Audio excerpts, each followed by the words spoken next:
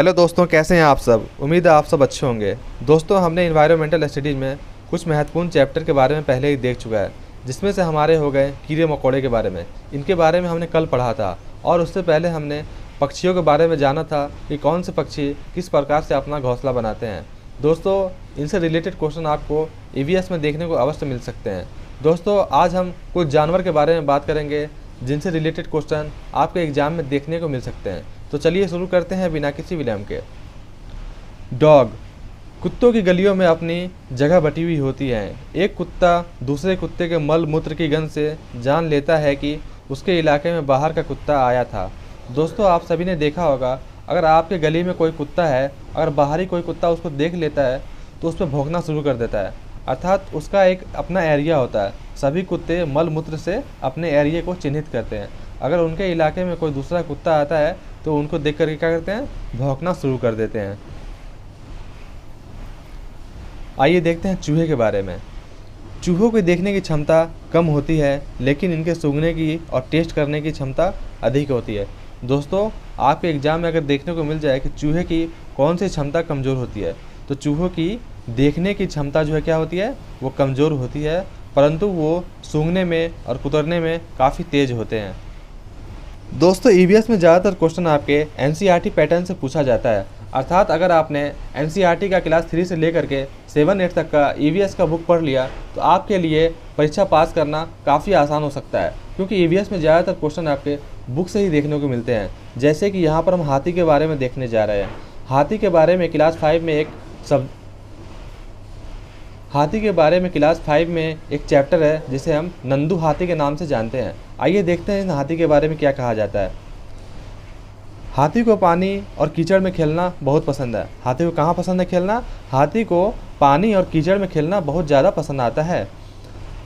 इससे उसके शरीर को ठंडक मिलती है। हाथी के कान पंखे जैसे होते हैं। गर्मी लगने पर हाथी अपने कान को हिलाकर हवा करता है। दोस्तों, आप सभी ने देखा होगा कि हाथी का कान काफ़ी ज़्यादा बड़ा होता है।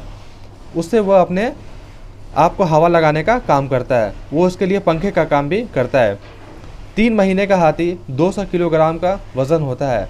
दोस्तों, इस बात का आप ख्याल रखेंगे कि 3 महीने का हाथी कितना होता है, 200 किलोग्राम का होता है। आपके एग्ज़ाम में इसी प्रकार से क्वेश्चन दे दिया जाएगा कि हाथी के बारे में इनमें से कौन सी एक विशेषता गलत है। तो आपके बारे में ऐसा भी दे सकता है कि हाथी के 3 महीने के बच्चे का वज़न कितना होता है, हाथी कीचड़ में रहना पसंद करते हैं कि नहीं करते हैं, हाथी के कान किस काम आते हैं। अर्थात ये इस बात का भी आप ध्यान रखेंगे कि हाथी के बारे में कौन सी विशेषता सही है और कौन सा गलत है।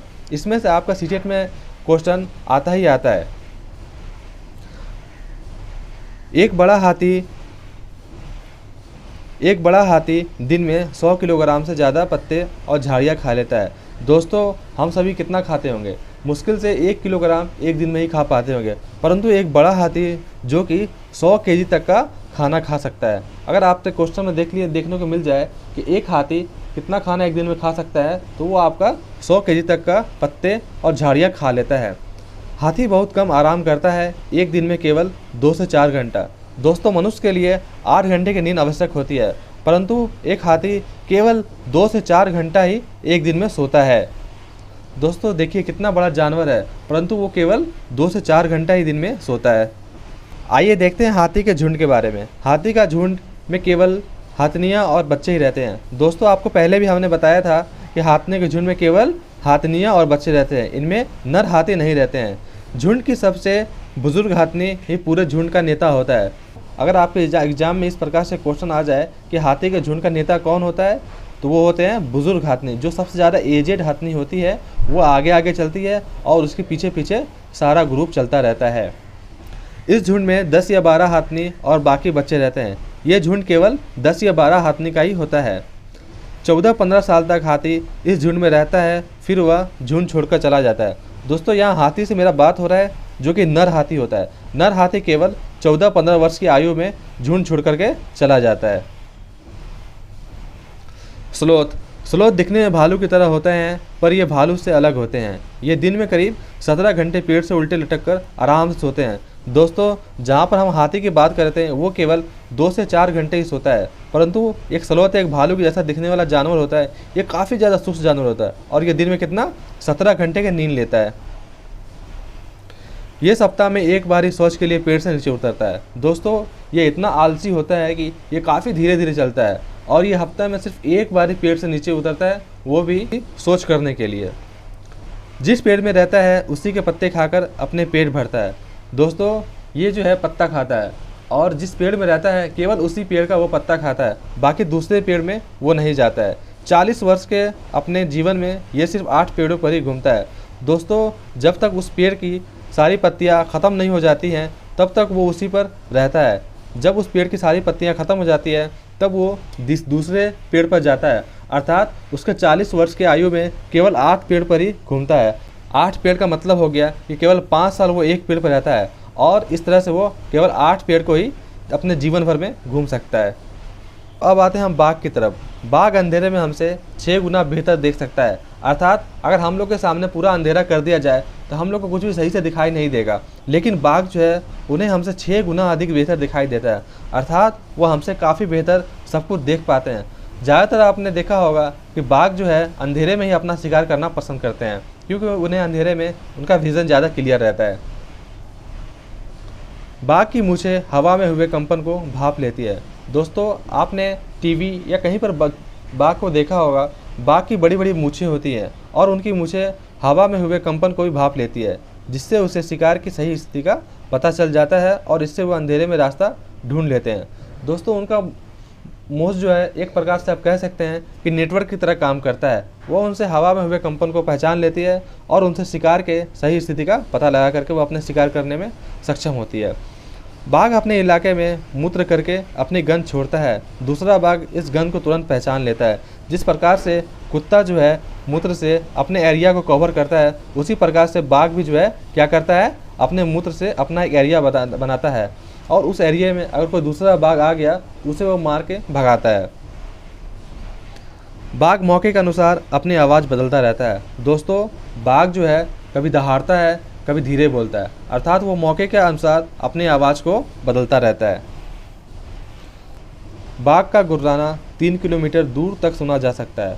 दोस्तों 3 किलोमीटर काफ़ी ज़्यादा दूरी होता है, इतना आपको चलने के लिए आपको काफ़ी ज़्यादा मेहनत करना पड़ेगा, परंतु बाघ जो है इतना तेज़ गुर्राता है कि उसकी आवाज़ 3 किलोमीटर दूर तक सुनी जा सकती है। बाघ के दोनों कान बाहर की आवाज़ इकट्ठा करने के लिए अलग अलग दिशा में बहुत ज़्यादा घूम जाते हैं। दोस्तों बाघ के जो दोनों साइड के कान होते हैं वो जो है काफ़ी ज़्यादा दोनों साइड घूम जाते हैं। बाघ हवा से पत्तों के हिलने और शिकार की झाड़ियों में हिलने से हुई आवाज़ के अंतर को तुरंत भांप लेता है। दोस्तों एक बाघ जो कि अगर कहीं झाड़ियाँ हिलाए तो उससे हुई कंपन को पहचान लेता है और अगर वहाँ पर कोई शिकार है तो उस टारगेट को भी वो आराम से फ़र्क कर लेता है कि अगर झाड़ियाँ हिली है या फिर वहाँ पर कोई शिकार बैठा हुआ है। दोस्तों अब हम देखते हैं सांप के बारे में, जिसे स्नैक कहते हैं। There are only 4 type of poisonous snake in our country. Their name are Naag, common krait, Dubaiya and Afai. दोस्तों अपने देश में केवल 4 प्रकार के ही जहरीले सांप होते हैं, जिसे हम क्या कहते हैं, नाग के नाम से जानते हैं, क्रेत के नाम से जानते हैं, दुबैया और अफाई के नाम से ही जानते हैं। दोस्तों आप एग्जाम में इससे रिलेटेड क्वेश्चन देखने को हमेशा मिलता है कि भारत में पाए जाने वाले कौन कौन से सांप जो है विषैले हैं, तो केवल 4 सांप ऐसे हैं जो कि विषैले में आते हैं। When a snake bites someone is too hollow, poisons teeth poison the person body। दोस्तों जब आपको सांप काटता है तो सांप का जो 2 खोखला दांत होता है उसके जरिए उसका जो जहर है वो आपके शरीर में इन कर जाता है। इस जहर से बचने के लिए उस व्यक्ति को सीरम नाम की दवाई दी जाती है, जो कि सांप के जहर से ही बनाई जाती है। दोस्तों आप सभी ने कहावत सुनी होगी कि लोहा को लोहा ही काटता है, अर्थात उसी प्रकार सांप के जहर का इलाज सांप के जहर से ही बनाया जाता है। सांप के दांत नुकीले होते हैं, लेकिन वह अपने शिकार को चबाकर नहीं खाता बल्कि पूरा निकल जाता है।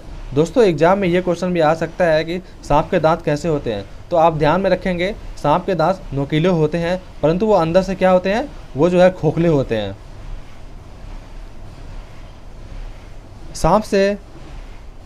सांप के बाहरी कान नहीं होते हैं, वह ज़मीन पर हुए कंपन को ही सुन लेते हैं। दोस्तों आप सभी ने देखा होगा कि मूवी में बीन बजाते हैं जो इस प्रकार से दिखता है, परंतु वो बीन जो है उसकी आवाज़ से सांप नहीं आता है, जो उससे निकली हुई जो कंपन होती है, अर्थात सांप के पास कान नहीं होता है, वो जो है ज़मीन से हुए कंपन को पहचानता है और उसी के आधार पर अपना कार्य करता है। सपेरे को कालबेलिया कहते हैं। कालबेलिया नाच में सांप जैसी मुद्राएं होती हैं। दोस्तों, सपेरों की एक टोली को क्या कहते हैं? उसे हम कालबेलिया के नाम से जानते हैं। लंगूर। जंगल में ऊंचे पेड़ पर बैठा लंगूर अपने आसपास आती मुसीबत को देखकर एक खास आवाज़ निकालता है। जिस प्रकार से बाघ एक खास प्रकार का आवाज़ निकालता है, उसी प्रकार लंगूर और बंदर भी अगर अपनी मुसीबत देखते हैं तो अपने साथी को संकेत देने के लिए एक खास प्रकार की आवाज़ निकालते हैं। मगरमच्छ। मगरमच्छ के छोटे छेद जैसे कान होते हैं, लेकिन आसानी से दिखाई नहीं देते। दोस्तों, जिस प्रकार से पक्षियों का कान उनके पंख के नीचे ढका होता है, उसी प्रकार से मगरमच्छ का कान भी काफ़ी छोटा एक छिद्र की तरह होता है, जो हमें सही से दिखाई नहीं पड़ता है। छिपकली के भी छोटे छेद जैसे कान होते हैं। दोस्तों, आप सभी ने अगर छिपकली का गौर किया होगा तो उसके सर के पीछे 2 छेद होते हैं, वो उसके कान होते हैं। मछलियाँ खतरे की चेतावनी एक दूसरे को बिजली की तरंगें देती हैं। दोस्तों, मछली जो पानी में रहती है वो अपने साथियों को संकेत देने के लिए क्या करती है? वो जो है बिजली करती है, मतलब पानी में इलेक्ट्रिसिटी पैदा करती है, जिससे कि उनके साथियों को समझ में आ जाता है कि यहाँ पर कोई खतरा है। डॉल्फिन भी अलग अलग तरह की आवाज़ निकालती है और एक दूसरे से बात करती है। दोस्तों, डॉल्फिन एक ऐसा जलीय प्राणी है जो कि अब एक दूसरे से बात करने के लिए क्या करती है? अलग अलग तरह की आवाज़ें निकालती है। गिलहरी के दांत हमेशा बढ़ते रहते हैं। दांतों से काटने और कुतरने के कारण इनके दांत घिस जाते हैं। दोस्तों, आपने अगर गिलहरी को देखा होगा तो गौर किया होगा, वो हमेशा जो है कुछ ना कुछ कुतरता रहता है, जिससे कि उसके दांत घिसते रहते हैं और इनका दांत हमेशा जो है जीवन भर बढ़ता ही रहता है। बिल्ली के दांत नुकीले होते हैं, जो मांस फाड़ने और काटने के काम आते हैं। दोस्तों, बिल्ली के दांत कैसे होते हैं? बिल्ली के दांत नुकीले होते हैं। आपके एग्जाम में इस प्रकार से क्वेश्चन देखने को मिल सकता है कि कौन सा जीव जो है जिसका दांत नुकीला होता है और मांस फाड़ने के काम आता है, या किसका ऐसा होता है जो खोखला होता है लेकिन नुकीला होता है। तो क्या होता है? वो सांप का होता है। और मांस फाड़ने वाला कौन सा होता है? वो बिल्ली का दांत होता है। गाय के आगे के दांत पत्तों को काटने के लिए होते हैं और पीछे के दांत चपटे और बड़े होते हैं, जो घास चबाने के लिए होते हैं।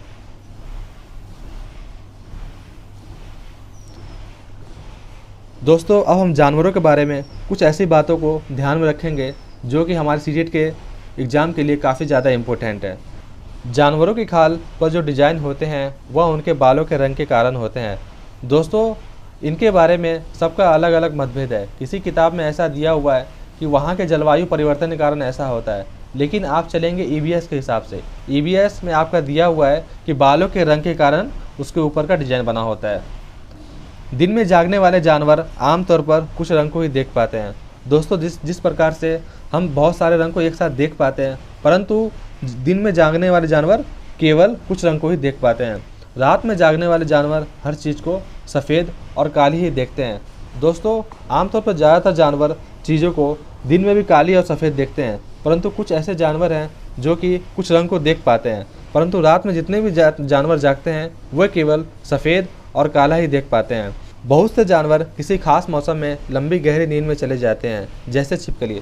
दोस्तों, आपने गौर किया होगा ठंडी के समय में आपके घर में छिपकली देखने को नहीं मिलती है, क्योंकि वो पूरे ठंडी में एक गहरी नींद में चली जाती है और कुछ समय बाद उस नींद से बाहर निकलते हैं। उसी प्रकार से भालू भी करते हैं।